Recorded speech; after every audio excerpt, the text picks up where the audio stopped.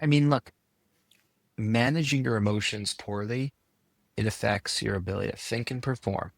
Mhm. It affects your relationships. It affects your health and well-being. If we were to round up 100 executives, teachers, you name it, I would predict that most of them, all of them, would single out one of those domains, if not more, as something they really care about, right? Thinking and performance, relationships, health and well-being. Right. Those are the big three. And your ability to manage your emotions directly affects all of them. So yeah, let's start tackling this directly, systematically, and from every level we can. That clip was the whole shebang. That was Ethan Kross. I'll tell you a minute about who he is, but that literally articulates the whole reason that we can move from salt to sun, how to manage our emotions so they don't manage us.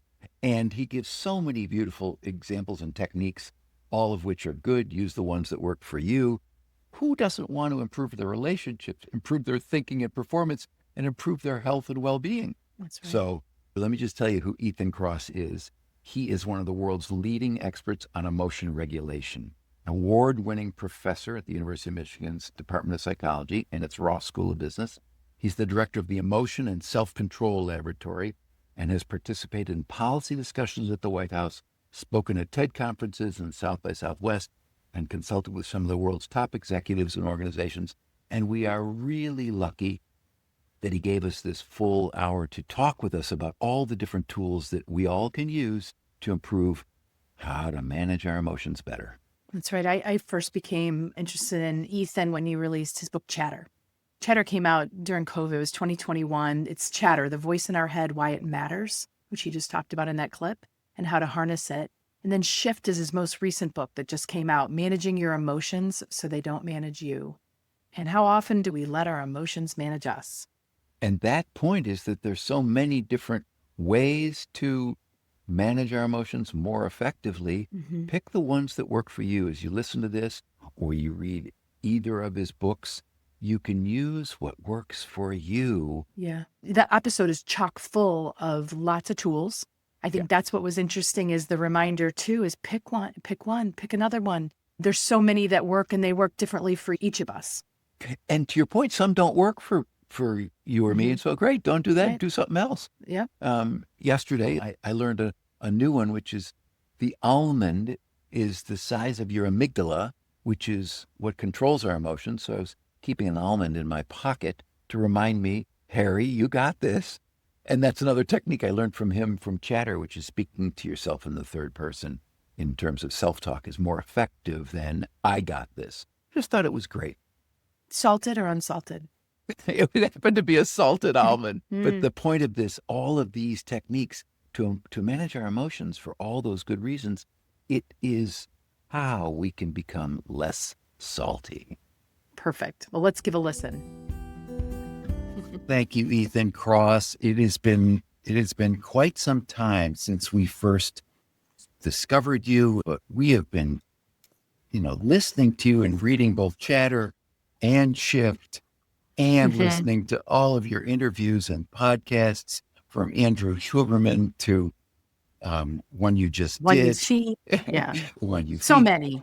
It's been so fun. I'm sorry. I'm sorry. No, this has been good. Like we know you from Chatter, first of all. So that's, the experience goes way back. And obviously Harry's got his connection with U of M too. So you're part of our Michigan crew that's come in to spread the wealth here. Wonderful. Wisdom. We started this podcast, Ethan, so that we could spread wisdom to as many people as possible, empirical truths, timeless truths that have been substantiated by social science research and exemplars in how they live their lives so that more people could benefit from this wisdom. Your work has really helped so many people, me personally, and the people that we speak to. I want to tell our listeners, this is about emotional regulation. We know you're going to add a lot of value to our listeners, and that's part of why we're so excited. So Be the Sun, Not the Salt is the name of the podcast. I don't know if you'd seen the book. If you have, great. I would love to hear your thoughts first on how that relates to the work that you do around emotional regulation. I think the salty side of life is emotion dysregulation. And Right. Totally. right? I mean, both for the self and others. I was just talking to um, a group of people about the idea of emotional contagion and how Mhm. I think it's so easy for us to forget that our own emotions very easily affect the emotions of all those Other around people. us. They spill over. So, emotion regulation isn't only a solitary enterprise. It's also one that is fundamentally social. And Mhm. so, I'm not, I was going to make a bad joke about salting the streets of Michigan. That's the only context in which I'm pro salt, right? It's bad for your health. And I think it's bad for your emotional life too. Mhm. So I think the more we can do to figure out how to get into that sunny zone, the Mhm. better. And as both of you know, it's not always easy. And this is where I think science can help us. And Mhm. it's where practitioners like yourself and shows like this that help spread the science, Mhm. I think serve such a wonderful service for the world. I appreciate Agree. you saying that. I was re-listening to both Shift and Chatter because I forget stuff after I read it, Ethan. Blows my mind. I read stuff and You're forget not it. alone. It's like, oh yeah, oh yeah, oh yeah. Well, and, Wise. and that's and, You know, and that's why one-offs, yeah. which are so common nowadays, where you listen once or you go to a talk, they're okay. You get something out of it, but not nearly as much as if you commit to a sustainable practice. Talking to folks like yourself or making a commitment to coming back to material over and over. So yeah, your mind isn't the only sieve, I guarantee you. Oh, I so appreciate that. I wrote this thing and I now read it every single day, 1 minute, the chapter of the day, just to oh, right, that's what I was talking, so that I can then try my best to practice it and be reminded again. And thank you for saying that that's what we have to do. Be reminded. Yeah, Mhm. yeah, Well, and for our absolutely. listeners, Ethan, I think one of the things that I took away right away from some of your early work too was the fact that we can all manage these emotions. Yes, you can be in a difficult situation. You can be under very tough life circumstances, but you can choose. You can choose to start to make progress towards this by taking some of those negative emotions, learning about the fact that fear can be okay. Fear can give you information that you then choose to do something with. And maybe you could talk a little bit about that because I think there's a lot of listeners that are going to, well, we all do it. I think Carrie and I like to not exclude ourselves in this. We learn from everyone that joins us. So could you share a little bit about that and using those negative emotions in that way? Yeah, so I'm a proponent of the belief that all of the emotions we experience are helpful. They provide us with information about our life circumstances, useful information that we can use to make good choices. That's true of the negative emotions we Mhm. experience too. Take the big three: anger, sadness, anxiety. Few people I know relish bathing themselves in those experiences. And bathing might not be the right word. Bathing might not be what you want to do, but certainly the ability to sometimes experience those kinds of emotions, they can be helpful. Anxiety alerts us to potential threats that we often need to prepare for. Anger signals that your view of the world has been transgressed in some way. And guess what? There's something you can do to fix it. Sadness. You experience a loss, you can't bring it back. All right, let's figure out how we're going to get on with our lives. Mhm. All of those emotions serve a function when they are experienced in the right proportions. The big challenge that so many of us face, and I say I'm using us purposely here, me too at times. Sometimes these emotions are triggered too loud or they last too long. And when that happens, they push us into the salty zone. That's right. They suck a lot of what the joy out of living, right? Because we then become impaired in terms of our ability to think and perform optimally.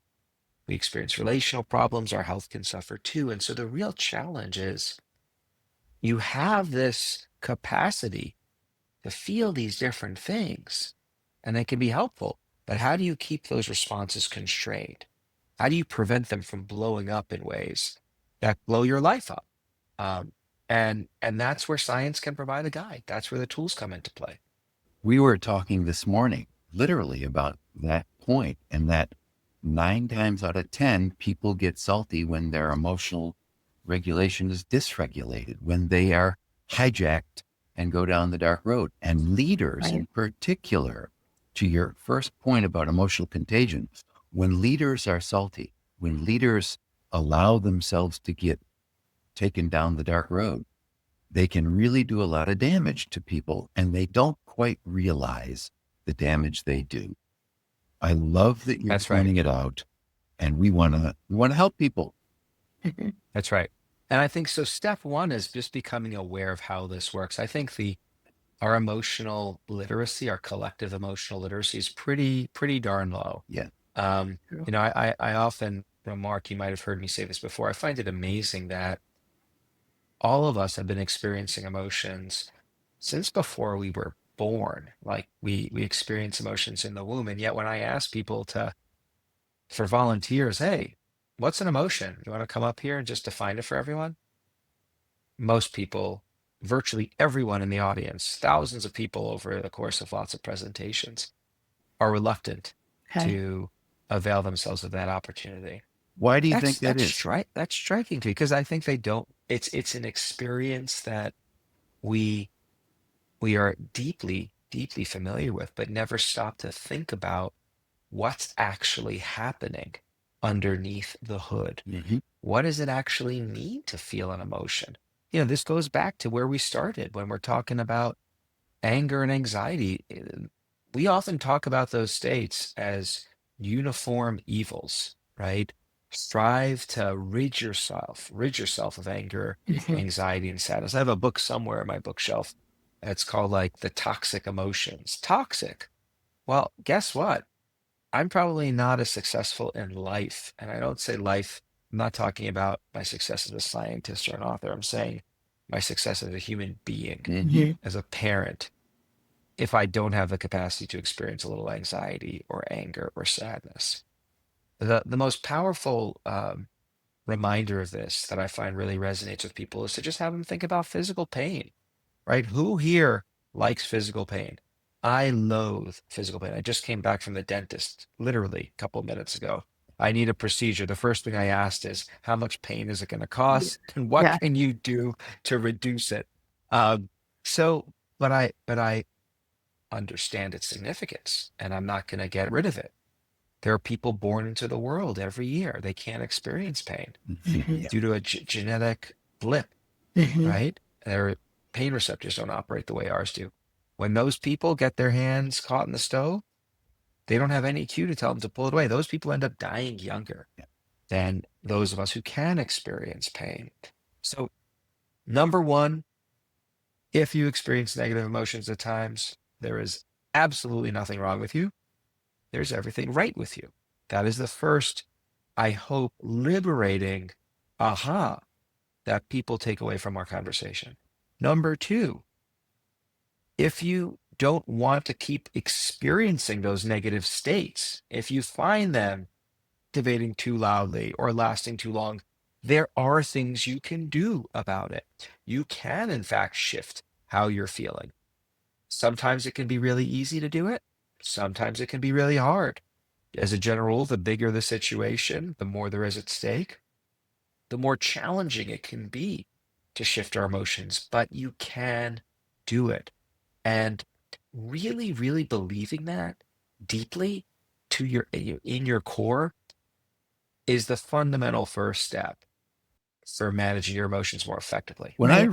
I reread that point about the belief that my ability to regulate my emotions can predict my success to do so. It was, to your point, liberating. And oh, right, I've got to Yeah. remind people, for those people who think, no, I'm good. I've reached my level of ability to manage my emotions. I'm not going to get any better. Well, that belief will guarantee that you won't. And the That's belief right. that you can will allow you to manage them better, and everybody wins. You win and the people around you win. Let's get that into the bloodstream of the world, into people's That's right. consciousness. If they listen to this podcast, they go, wow, you mean I can get better at managing my emotions? Yes. And the belief that you can is all you need. And we were talking about this earlier too, Harry, that what if you have somebody, and I don't know if you've experienced this personally or you give some advice, if somebody who is bathing or I was calling soaking in a negative emotion and and believed it was normal and that they shouldn't have to come out of it. How can you trigger, or how can you help somebody realize this ability? We can make a difference with this, managing this emotion. Well, there are two core ways that immediately come to mind. Um, the first is give them the experience Mm-hmm. of shifting their emotions, and the Okay. story I tell in Shift, that's how this belief was changed. So I tell the story of these individuals who were phobic of snakes, Yes. like would have nightmares about snakes and couldn't go in the garden or parks, like really significant clinical phobias. And through an intervention, ended up after a few sessions having like snakes draped over their shoulders and Uh-huh. realizing nothing Right. bad was going to happen. And so that actually gave them the experience of, hey, I can change. And once they had that experience, it was like a flip was switched. Um, now they could all of a sudden change in lots of other ways. So that's sometimes harder to do than we hope. But I think if you can do that for someone, if you can illustrate for them how to shift their emotions, and Mhm. there's some easy things you can do, like put on some music that shifts their Yes. emotions, right? Like get them to have a wonderful sensory Mhm. experience. Mhm. Distract them in a positive and engaging way. Take their mind off it. Get them to laugh. Right. Point out how that's shifting them. The other thing you can do, and these are not mutually exclusive, is utilize the concept of social proof. Mhm.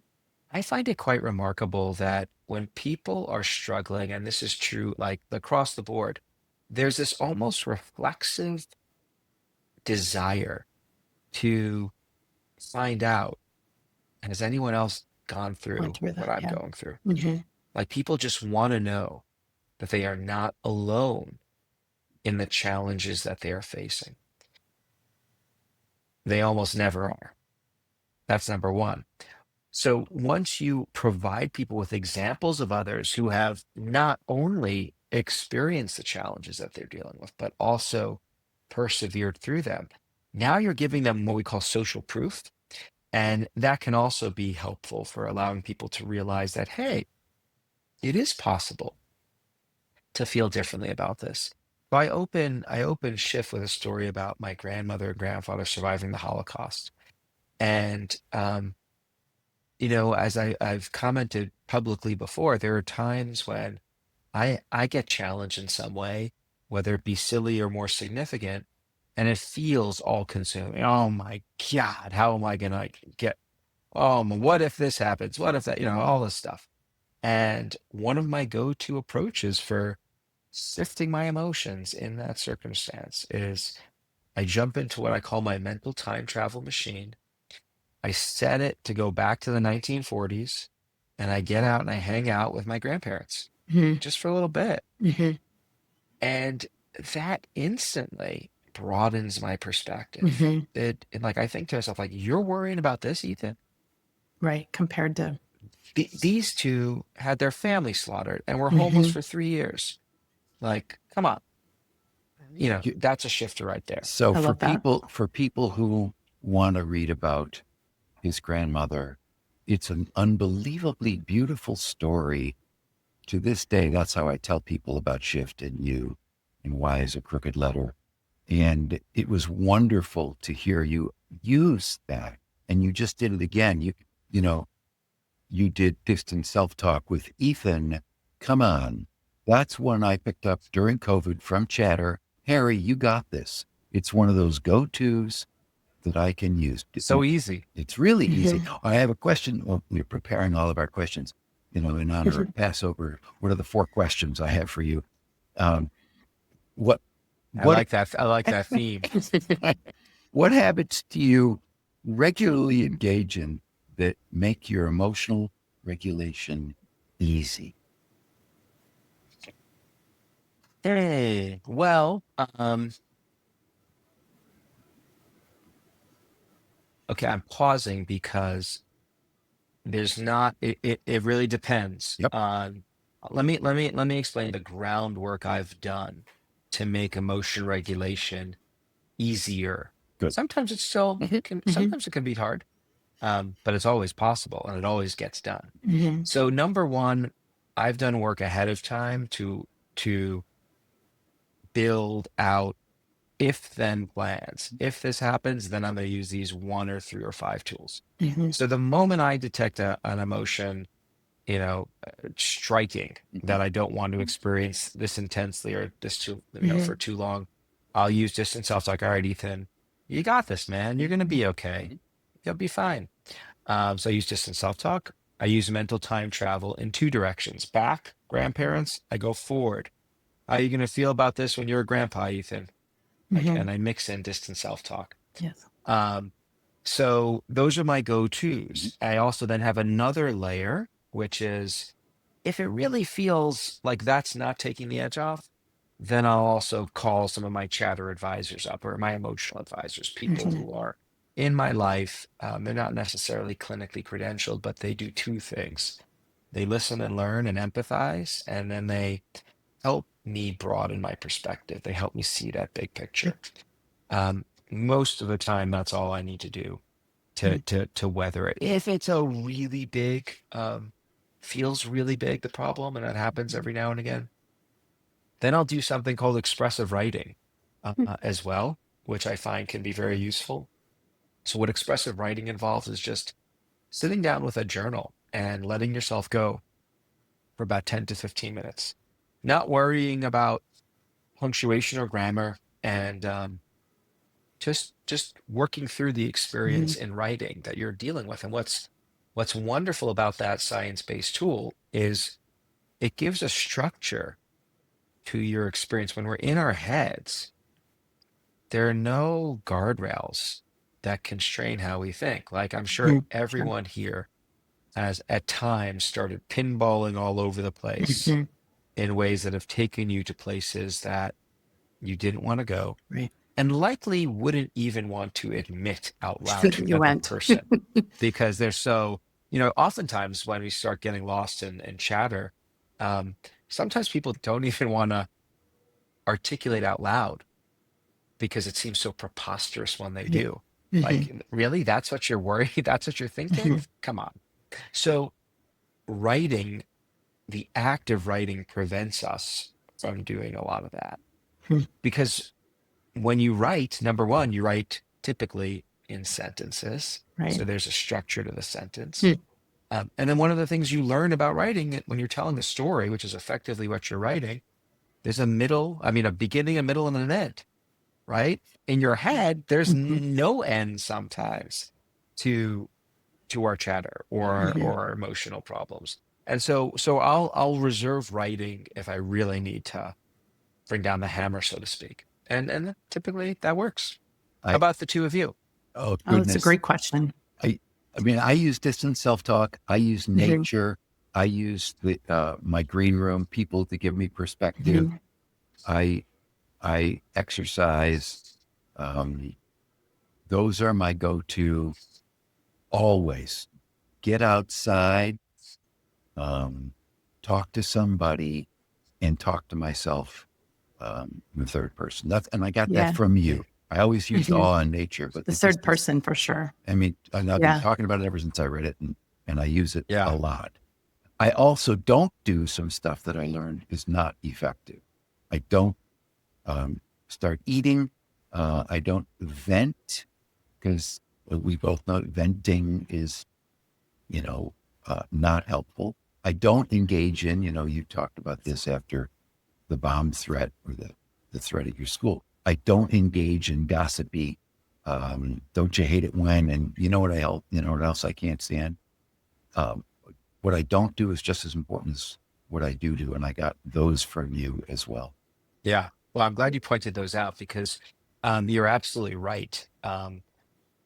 So much suffering comes from people trying to help themselves or help other people, but engaging in practices that we know push them in the wrong direction. So venting is one great example. Venting makes you feel good about the person you're venting to or with, but you leave the conversation, you're just as upset, if not even more. Um, that's a big negative. A lot of people think, quite frankly, that worrying about their problems is going to help them, right? Because if I keep thinking about it, well, then maybe I'll find a solution for it. Yeah. I've sometimes fantasized about if there were a way, if I was a more sophisticated thinker, maybe I could come up with a way of bottling the collective energy that is spent on worrying, Mhm. right? Like across Mhm. humanity, like we would solve Oh, for the sure. puzzle of renewable energy, right? Can you That's right. imagine? It's I mean, so it's just pointless. remarkable. It's so pointless. It I'm is, sorry. but Pointless. it's not going away. And you That's right. mentioned, Harry, you talked about venting, and so you were asking us, Ethan, how Right. we Right. cope and manage our emotions. For me, some of the same ones as Harry mentioned, but one of the things I'm definitely more on lean on the social. There's a couple things. Environment. I got to get up and change my environment, and I Mhm. think part of the reason I like the way you laid out some of these tools are some of them are just easy. Whether Mhm. it's, I Yeah, think you mentioned music, sound, smell, like the sensory kind of shift, which really can make a big difference, especially if you're by yourself and it's a minimal thing you're trying to kind of get your head around. I'm getting up and changing rooms, going outside, all of that. But the venting, I'm a social, I rely on my crew. I have a tendency to have that venting is fine. And what I love about it, and I'd like you to talk a little bit about this, it is fine. Yeah, as long as you don't end it that way. And I think I'd love for you to share a little that's bit right. with our listeners Yeah, about why so it's so important to wrap that conversation in a different way. venting is, I talk about the hazards of venting and the Mhm. importance of having an advisory board of Mhm. chatter and emotional advisors in both books. Right. Mhm. There were only a few things that I talked about in both books: distant self-talk, Mhm. emotional advisors, and I did it purposely because they are, I think, such fundamental and fundamentally important Right. concepts. Interestingly, with both books, though, um, I think some of the biggest take homes have surrounded the venting ideas, and also some of the most important conversations have surrounded in terms of really getting people to understand it because so many people want to vent. Yeah. There's this It- seductive allure that Mhm. exists to venting. And the way that I make sense of it and the way scientists have is human beings, we have two fundamental needs that we're trying to satisfy when we're struggling. Mhm. Number one, we've got these social and emotional needs. We want to know that we're not alone. Mhm. We want to know that our tribe has our back. We've got Right. social support. We've got that connection. Venting, sharing what happened to you and getting someone else to say, "Oh my God, that's terrible. I went through something like that too, and it was awful." That helps address those social and emotional needs. That's the first thing that often happens in a conversation about a problem. Most people stop there, or Right. they never stop. They just keep They going keep over and going. over, Yes. Yes. even after they realize that they're not alone. They realize that they have support and empathy from others. The key is once you get that connection, the emotional, social connection, okay, now let's shift. We still have a problem we need to deal with, or we think we have a problem we need to deal with. So, how do we deal with it? And that's when the other person you're talking to, they are in a prime position to help you broaden your perspective. All right, well, you know, Connie, yeah, I went through something remarkably similar. You know what I found out? It was nothing. Yeah. It just went away. Mhm.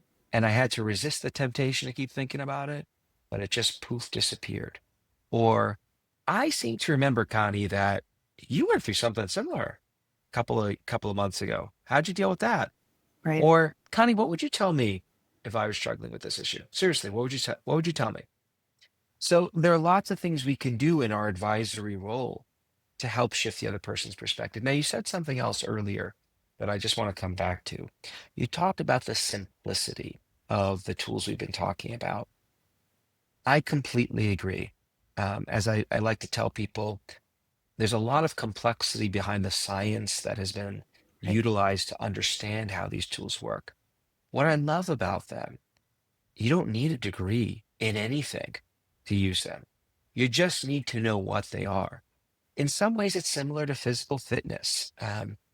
Like You go to a gym, there are lots of these wacky, crazy machines with pictures of biomechanical muscles isolated and Hmm. ligaments and Right. tendons being used. All you need to know is like push this way, Mhm. Right. pull that way. Mhm. Right. And then you got to practice and figure out which Mhm. tools work for you. It's the same thing when it comes to mental fitness, but you need to know what those tools are and you need to practice them. And right now in our culture, Yeah. we don't do either of those very well in terms of sharing that information with others. No, I think you're right. I mean, it's recognizing the power of these emotions, first of all, and then deciding I'm going to do something about them. And now here's some tools and I'm going to practice. And I think if you Yep. follow that logic, you're going to be a happier person. And those around you are going to be a lot happier for that as well. So Emotional contagion. emotional. There you Don't go. forget. Exactly. It's Kate.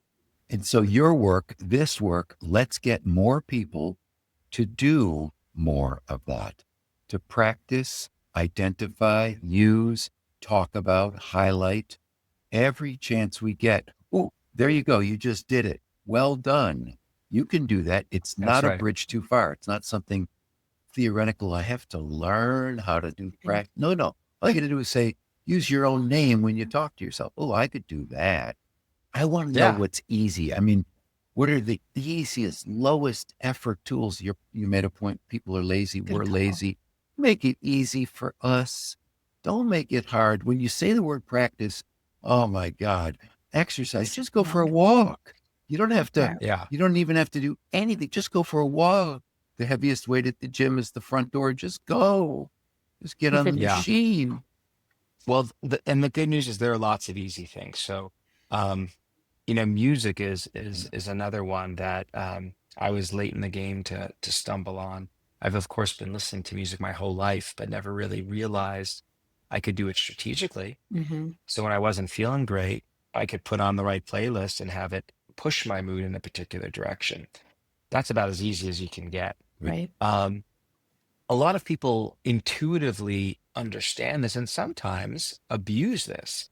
So, Harry, you mentioned you don't eat when you're upset. Some people will emotional eating, like they will leverage their Yep. senses to shift their emotions temporarily in a harmful direction Yep. by, eating processed foods and ice cream and things like that. Nothing against eating ice cream, by the way, but It's you the just one don't thing. want to, you don't want to keep doing it over and over. That is an emotional Um, regulator. That's all.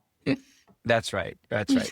Sometimes look, a scoop of ice cream Yep. when you're feeling down, if Right. that's gonna make you feel Happy. better and you could cut it off there, I Mhm. don't think There you go. anyone That's it. anyone like died younger because of The one one scoop. scoop. Nope. But if we go to the gallon and then, get four more of those and just keep piling through, different That's a story. problem. So the senses, Hmm. sounds, touch, affectionate touch if you've got loved ones near you, a hug, an embrace. I mean, it's so interesting when I talk about this to different groups, whether it be like students at Michigan or corporate executives. I always have to be careful when I talk about touch for obvious reasons in the professional context. But we are a tactile species. We all know this fundamentally to be true. Like we embrace babies when they're born into this world.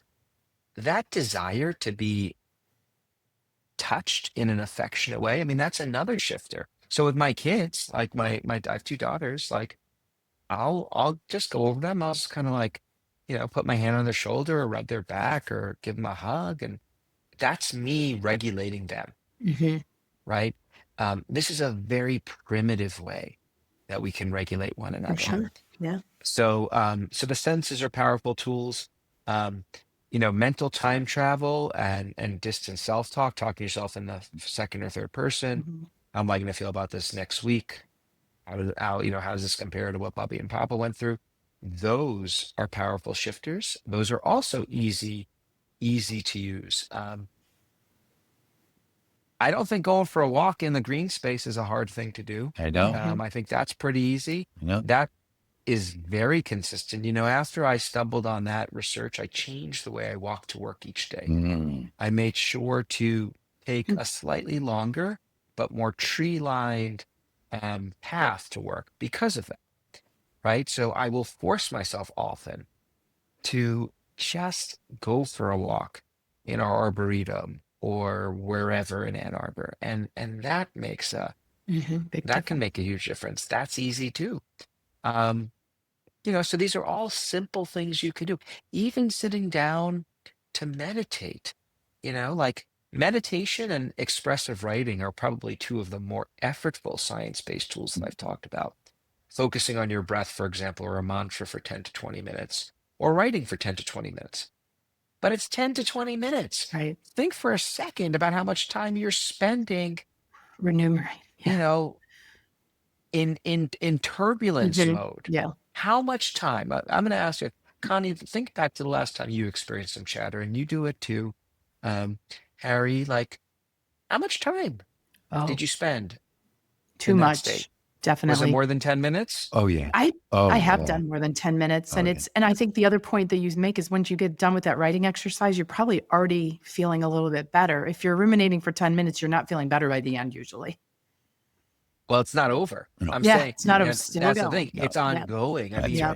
right. when I do some of the workshops I do on this, when people, I ask them to think about an experience that they've experienced some chatter about. And then I asked them, one of the questions I asked them, try to think about how long did you spend Mhm. in that state? Some people report being in that state of chatter about what event for years, Yeah, I'm sure. Yeah. right? Like, Yeah. think about that for a second. Yeah. And we're talking about 10 minutes of writing. Now, the writing, and let's be clear to everyone here, I'm not in the business of magic pills. I don't think any of us are.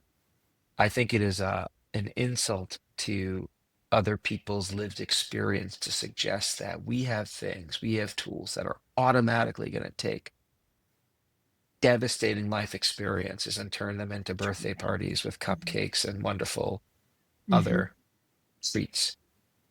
What these tools do, what they have the potential to, is to turn the volume on those negative experiences down and shorten how long they last. What? Right. So, you take medicine for an illness, you take an antibiotic, right? Yeah. It doesn't just magically take everything away. It slowly gets you better, but it gets you better. That's the hope here. That's what we're striving for. I love that you put it in those terms. I was having dinner with a friend on Saturday night, telling her about this interview, our podcast with you. And I was telling her that the point of regulating your emotions is so they don't obstruct us, so they don't literally prevent us from living healthy and fulfilling lives. And it's available to us. This particular person sometimes is obstructed by her anxiety or fears, but it can be anything else. It could be depression. It could be disgust. All of them are possibly obstructors, but the key is we don't have to be obstructed by it. And with these tools, whichever ones work for us, use them and perfect them through the laboratory of your own lived experience, the way you put it. See what works and then do more of that. Yeah, what works for you. Exactly. It is going to be different. And I think what I love about the practice, because I know I'm an active practicer of all these things to become a better person. And when I practice what's happened with emotions, whether it's my own personal emotions or working with other people's, it gets so much easier. The amount of time I'm aggravated or ruminate over my own, personal emotions gets shorter. It gets also less extreme because the better you get at it with that practice, it just gets a little easier each time. That's right. That's right. Some people sometimes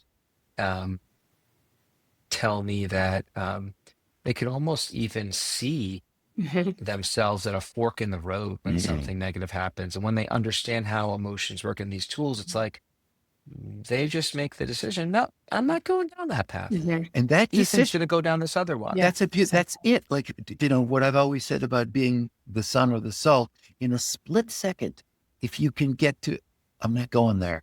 I have the thought, I don't need to say it. Now, I'm feeling, okay. You can cultivate it. You can work at it. No, I'm not going there, Harry. Don't go there. Can you believe what he This just time. said? This time. That's right. And in that split second, That's that right. fork in the road, if we can just imagine, if we can get more people to realize, you mean I have that power? Yes, you do. Mhm. Every single time. Now, sometimes you're going to lose it. You're going to get salty. You can just then go, oh, I know what to do. I can do the next right thing. Forgive yourself and then see what you can do that might work. I wasn't Right. That's successful right. that time. Okay, great. That's right. And you mentioned Connie that time, and Harry, you said, yeah, sometimes we fumble. Yeah, We all fumble at times, and I absolutely. think, yeah, again, I've like talked to lots of people about this stuff. I have yet to meet someone who doesn't Right. stumble at times. One of the most interesting discoveries I had while researching and writing Shift was to do a dive into the history of emotion regulation. And, the best way to sum up that history for non-history fans is we've been struggling with this very topic we are talking about right now, likely since the dawn of Mhm. humanity. Mhm. Some of the first writing samples ever discovered talked about difficulties regulating emotions. Oh, really? What is widely believed to be the first surgical procedure ever invented, carving holes in people's skulls, Yeah. used in part to help people manage their emotions. Hmm. So, this is just part of the human condition, right? Now, the Buddha talked about it, right? Like life is suffering. Sometimes what we've learned are there are things you could do to minimize that suffering. And there are lots of things. And if that's not a message that is filled with hope, I don't know what is. So that sentence, there are lots of ways that we can mitigate, minimize, reduce suffering for ourselves and others. Sign us up. Let Hmm. us invite more people to this journey. Who'd like to reduce suffering for yourself and others? Come this way. Okay, so That's right. that's it, guys. So we're on that mission together. Hmm. That is the mission. And I am so frequently asked, hey, what's the one thing you should do to manage your emotions? Um, People want to know. I get it. Oh, yeah. Fix it. Yep. There isn't one thing. And when I think about this question, I think that should be liberating for Yeah. folks to know as well, Mhm. because I will often speak to folks who tell me, Ethan, I've tried meditating or I've tried doing this, and it doesn't help me. It Mhm. helps lots of other people. And then people start to think like, wait a second, what's wrong with me? It Right. seems to help everyone else. We know different tools, different people, different situations. So, it's that should be something like that fills people with hope, Hmm. because it means if you've tried things and they haven't worked, don't stop trying, because there are Right. other things you can do. I love Yeah, we that point. suggest often someone will say to us, and I think we've learned this too ourselves. If you're trying to start being a little more sun and a little less salt, where do you start? And what we always say is you go back to when you know you were at your best and just do more of that. Is there a similar reference point you can give people? You know you need to get better at emotional regulation. Where do you start? Well, you start hopefully you already have the belief that you can get better. And if you're interested in starting, I would imagine you do. uh, Start familiarizing yourself with the tools that are out there. Yeah. Start, just read about one tool a day. One tool a day. Harry, you said you read one chapter or one paragraph a Mhm. day. Like, these tools That's are it. really, a lot of them, very simple. Um, a lot of them are listed online. If Mhm. you look at the back of Chatter, there's an appendix that lists them all. They're in Shift. There are other tools in Shift. One tool a day, and then just give it a shot. Give it a few times. And if it works, keep using it. If not, move on to something else. Sure, in the show notes that we make it easy for listeners too. We'll do some of that because we've summed up a lot of the work from Chatter and Shift. So great point. Thank you. And Great. and I love that you put it in those simple terms because we believe the simpler and easier it is to Mhm. both Right. listen to, understand, get, and do, the easier it'll be for like, well, I could do that. I could do Well, that. yeah. That's what we're Well, after. you both know we're all pretty lazy. That's that's how we roll as a That's Mhm. species. that's right. So the Which is easier not it an is, the better. indictment. It's not an indictment. We want to Nope. make it Nope. easy for people so that they do it. And that's the That's right. key. That's right. Everyone knows that exercises. What's the best exercise to do? The one you do, Yeah. That's right. Do something. That's right. you know. And You know, depending on who you are, right. Yeah. some people can't do squats because their knees don't cooperate. Mhm. I don't personally like running. I prefer yoga. I mean, I'm Right. making stuff up, Whatever but it I like is. them both. Yeah. Right. So Ethan, you mentioned your daughters before and how you can also, as a parent, help regulate their emotions through different actions. I'm curious if you're doing anything purposefully, any purposeful training's the wrong word, but obviously we try and model good behavior as parents and grandparents. Are you working with them to learn this emotional regulation on their own at this age? yeah, they're forced to listen to 20 minutes of my books each I'm night sure they before are. bed That's What? great. That was a good on one. Help replay, them run right? their So, mouths. so you use Every sense night. of humor. That's a good one. That's right. That's right. It's funny that the imagery I have is in Shift. I tell the story of a Navy SEAL going through um, survival and evasion, a POW training camp, essentially. And one of the things they do when you're going through that process is they put prisoners in cells and they play this obnoxiously loud music. Right. And I think that's how my book might be interpreted to my children before bed each night. That was the imagery. So what do I do with my kids? I talk to them about these tools. I don't direct the tools at them unless they ask me to. So here's what I mean by that. I will talk about things I'm learning or talks that I'm working on at the dinner table. Yeah. Hey, guys, did you ever hear about this thing that some people do and it helps them? They talk to themselves in the third person. Have you ever done that? Why do you think people do that? Let's have a conversation about it. What I'm doing there is I'm putting it out in the air for them to consume. Now, sometimes if one of them, and I'll do that with lots of different tools so that they're familiar with these concepts. That's me trying to help them invisibly, right? I'm giving them resources, but I'm not shining a spotlight on the fact that I'm directing it towards them. Of course, they'll listen to this podcast and now Right. In trouble can't now. do it anymore. Um, but the other way I'll help them is if they happen to be struggling with something. So, one of my daughters took up diving a couple of years ago, and at one point she um, was promoted from like what I had considered a death-defying height of like 4 feet off the ground. I don't know why anyone would do this to like 40 feet or something just ridiculous that I couldn't watch. So like attention regulation is a tool. I didn't watch. That helped me regulate my emotions in that Yeah. situation. But she was getting really nervous about it to the point where she would climb up, go to the end, and then come down, which is a no-no. And as one person said, you kind of have to dive if you want to be a diver. And in that instance, we talked about a couple of tools. Mhm. Um, when I describe them to like I describe them very quickly, and then I was frequently told that I was very annoying and had to leave the room. But several weeks later, she conquered the fear, Nice. and that's well, fantastic. How did you do it? What'd you do?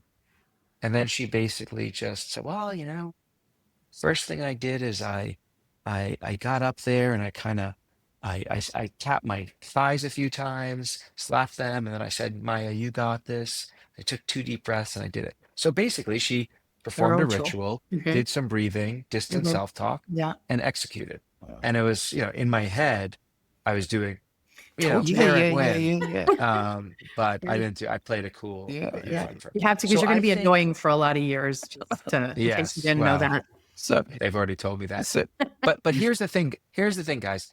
And I end shift with this, or close to end it. Mhm. This is about culture, Yeah. and we're all parts of different cultures. Culture doesn't just mean religion. It doesn't Mhm. mean just living in this country or another. There's a culture that characterizes all of the groups we belong to, at Yeah. home, at work, our friends. Culture is one of the most powerful tools that exist for helping us manage our emotions. Right. Because our cultures give us beliefs. In our family, it is possible to manage our emotions. Cultures give us practices and tools. I model tools for my kids. I Yeah. give them tools. And so thinking about the role that you play in your cultures as agents that can promote these tools, I think that's really important too. Yep. I I think that's so a great love point. what you said. And, we speak to a lot of people in a lot of levels around culture. And the fact that you brought that up, I'm really glad that you reinforced it, because every leader establishes the culture of their organization from their behaviors and their beliefs. You're not in the culture, you are the culture. And when you're Yeah. a leader, you have so much power to influence culture. Now, everyone does, but leaders have more power to influence the culture. So, what messages do leaders send to reinforce the culture that we regulate our emotions around here? And I work on being better at regulating my emotions. Think about how cool that is. Because when the leader does that, we look at him and her and go, yeah, I can do it too. Oh, That's right. That's right. It's so critical.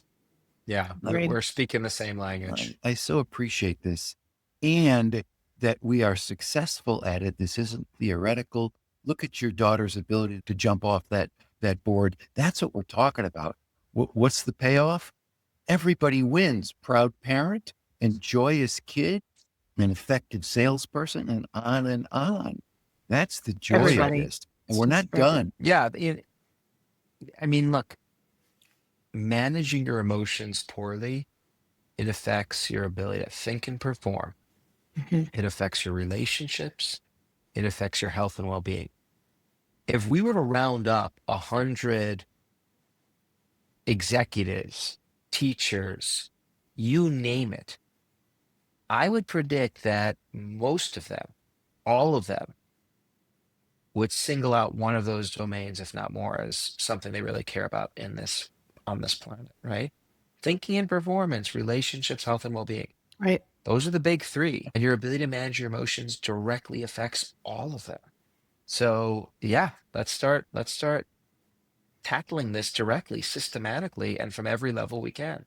Beautiful. So again, that's why I'm grateful for you guys having me on to help share this stuff and for the work you do. There's so much juicy stuff we talked about in both books that we'd encourage everyone to pick up both because it gave us more tools Great. for our toolkit. Yeah. So how we managed to get through so many points, all of that we kind of wrote down, make sure we ask them this. I think we got Yeah. there. So Oh my God. this was a Awesome. wonderful, wonderful discussion that I think is going to help a lot of people. I can't wait. Yeah, I have my favorites. There's some overlap with yours. Yeah. Mhm. But I should say I'm flexible too. Yeah. So like if it's not working, I try something else. Mhm. And I'll say this just to end on this note.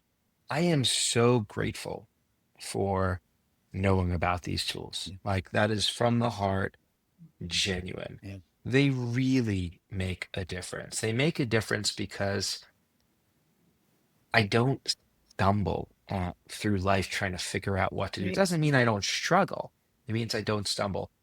A couple of months ago, I was trying to manage something and it was creating some chatter. And it took a couple of days more than normal. It was a big thing. It ended up resolving just fine. I called a buddy of mine, one of my emotional advisors, who is also a clinical psychologist. And I said, yeah, it's interesting because he knows about all the tools we're talking about. I said, I use these tools and like they helped. They kept it in check. And I go, what do you would have happened if I didn't use these tools? And his comment was, you would have been in my office, Right. 3 days in a row, Paying extended clients. sessions, so really, none of which is to say that people shouldn't avail themselves of those resources if they need them when they need them. They're lifesavers. Yeah. You should do it. But we also want to build fortitude to help people Mhm. manage themselves. Yeah. And I think that's what this has the potential to do.